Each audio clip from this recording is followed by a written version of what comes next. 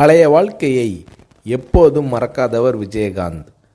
பழைய விஜயராஜ் தான் இன்றைய விஜயகாந்த் என்று தன்னை பற்றி சுய விமர்சனமாக சொல்வார் விஜயகாந்த். மதுரையில் விஜயகாந்த் அவர்களுக்கு நண்பர்கள் வட்டாரம் அதிகம்.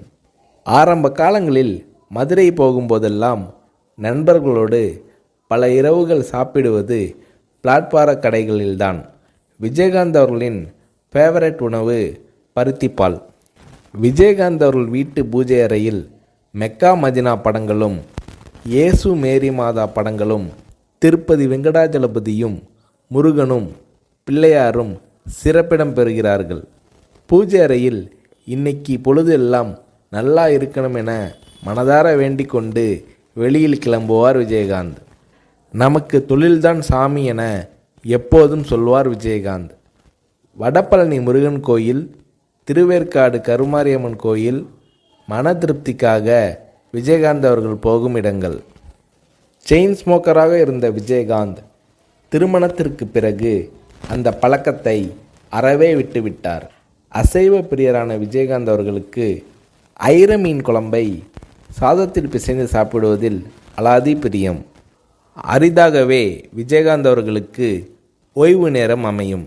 அப்போது மகன்களையும் அவர்களின் நண்பர்களையும் அழைத்து வட்டமாக உட்கார வைத்து தானும் ஒரு மீசை வைத்த குழந்தையாக மாறி விளையாடுவார் விஜயகாந்த். பெரிய சட்டியில் சாதம் போட்டு பிசைந்து குழந்தைகளுக்கு ஊட்டி விடுவார் விஜயகாந்த். ஹாலிவுட் சண்டை படங்கள் பார்ப்பதும் விஜயகாந்த் அவர்களது ஜாலியான நேரத்து விஷயங்களில் ஒன்று. பள்ளியில் படிக்கும்போது கால்பந்து விளையாட்டை பிரமாதமாக விளையாடுவார் விஜயகாந்த். கால்பந்து வெறியர். இங்கிலாந்து வரை போய் நேரில் கால்பந்து போட்டிகளை பார்த்து ரசிப்பார் விஜயகாந்த். விஜயகாந்த் அவர்களது மகன்களுக்கும் கால்பந்து விளையாட்டு பிரியம் வந்துவிட்டது. மகன்கள் சொல்லி சொல்லி கிரிக்கெட் பார்ப்பதும் விஜயகாந்த் அவர்களுக்கு பிடித்தமான விஷயமானது. வீட்டில் இருக்கும்போது பசங்களோடு ஜாலியாக கிரிக்கெட் விளையாடுவார் விஜயகாந்த். விஜயகாந்த் அவர்கள் வில்லனாக நடித்த ஒரே படம் இனிக்கும் இளமை. அதற்கு பிறகு எல்லாமே ஹீரோ வேடம்தான். பிற்காலத்தில் ஒரு பெரிய ஹீரோவுக்கு வில்லனாக நடிக்க ஒப்புக்கொண்டு அட்வான்ஸும் வாங்கிவிட்டார் விஜயகாந்த். நண்பர் இப்ராஹிம் ராவுத்தர் அதற்கு கடுமையாக எதிர்ப்பு தெரிவிக்க வாங்கிய அட்வான்ஸை உடனே திருப்பி கொடுத்து விட்டார் விஜயகாந்த்.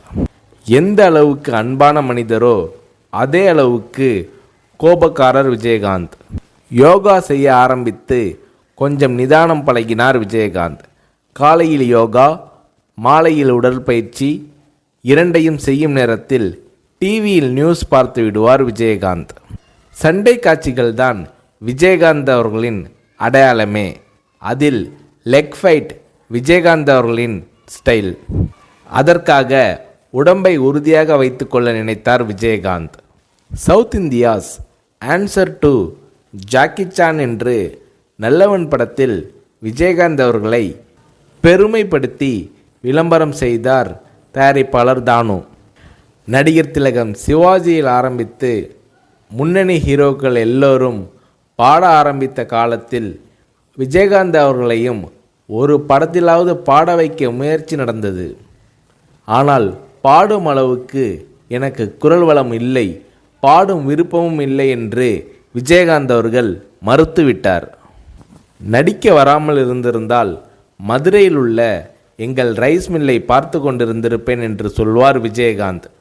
சினிமாவில் 3 தடவை விஜயகாந்த் அவர்களுக்கு மார்க்கெட் போயிருக்கிறது. மீண்டும் மீண்டும் போராடி முன்னணிக்கு வந்திருக்கிறார் விஜயகாந்த். திருநாவுக்கரசு, ஜெயலலிதா, ஆர்எம்பி கேட்டும் தராத எம்ஜிஆர் அவர்களின் பிரச்சார வேனை விஜயகாந்த் அவர்களுக்கு கொடுத்தார் ஜானகி எம்ஜிஆர் அவர்கள்.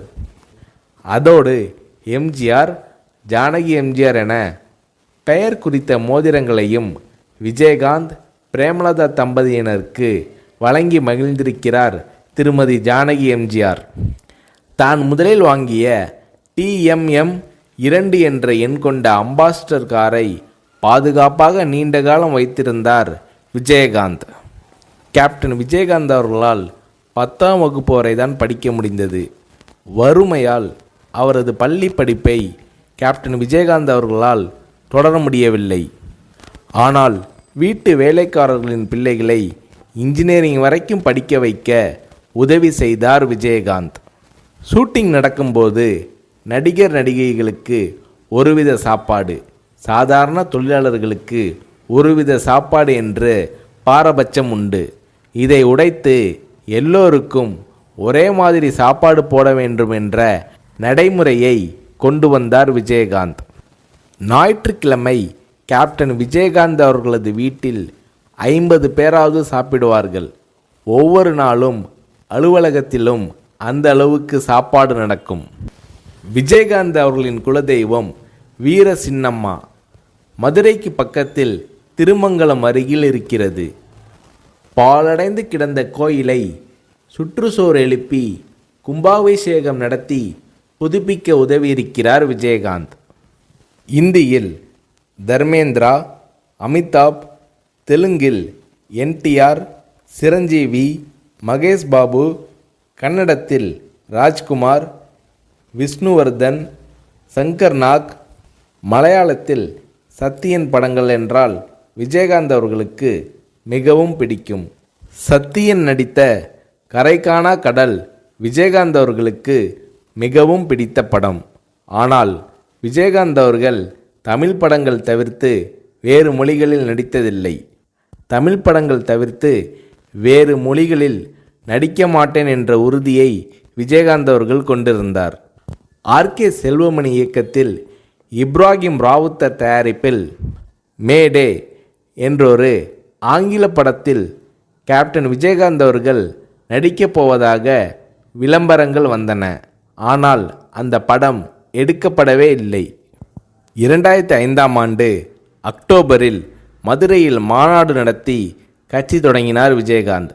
அப்போது அரசியலுக்கு நான் பிழைக்க வரவில்லை, உழைக்க வந்திருக்கிறேன் என்று விஜயகாந்த் அவர்கள் பேசினார்.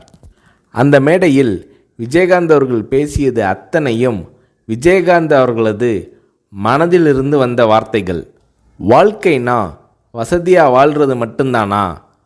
இந்த மக்களுக்காக விஜயகாந்த் வாழ்ந்தான்னு இருக்கட்டும், இல்லை அவங்களுக்காக அவன் செத்தான்னு இருக்கட்டும், மனுஷன் வாழ்க்கை கடைசியில் 6க்கு 3 தான். எனக்காக இம்புட்டு தூரம் வந்து உட்காந்துருக்கீங்களே, உங்களுக்காக நான் தான், இனி எனக்காக நீங்கள் தான். ரைஸ் மில்லில் 300 மூட்டை தூக்கி பழக்கப்பட்ட உடம்பு, என்னை நம்பி வந்த உங்களுக்கு நல்லது செய்வேன், நல்லது செய்வேன், நல்லது செய்வேன் என்று ஒரு சபதம் போல விஜயகாந்த் அவர்கள் உரை நிகழ்த்தினார்.